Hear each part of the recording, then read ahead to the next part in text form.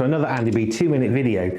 And I'm thinking about keeping on going and how do we get motivated? What sustains that motivation? Now, if you're running a race, running a marathon, you've got a finish line in sight. So your motivation is to get to the end. And you do what you can and you can see the end. Okay, it might be 20 miles away, but you know that there's an end. You can see it. There's a big thing that says finish line normally. It's pretty obvious. Whether you're driving a Formula One car, you know that there's only so many laps you've got to do with that particular circuit, and that's the finish. And sometimes as Christians, like, where's the finish? Well, it's when you die. Well, that's a bit depressing. That's not a very exciting way to look at life. But actually, it is an exciting way. We'll come back to that another time maybe.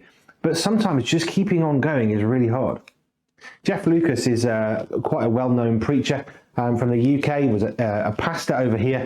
He now lives in the States as well, where he's an amazing preacher.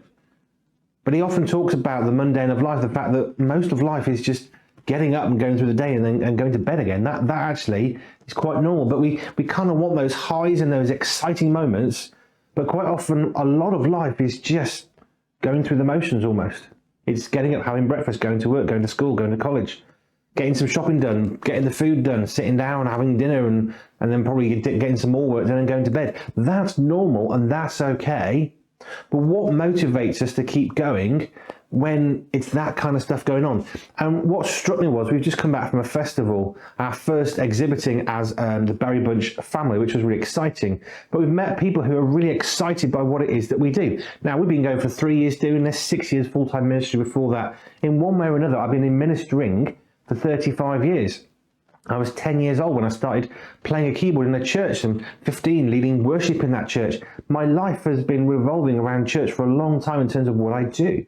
So what keeps me going has changed over time. But one of the things that I wanted to share is whatever it is that you're doing, don't do it for your kingdom, do it for God's kingdom.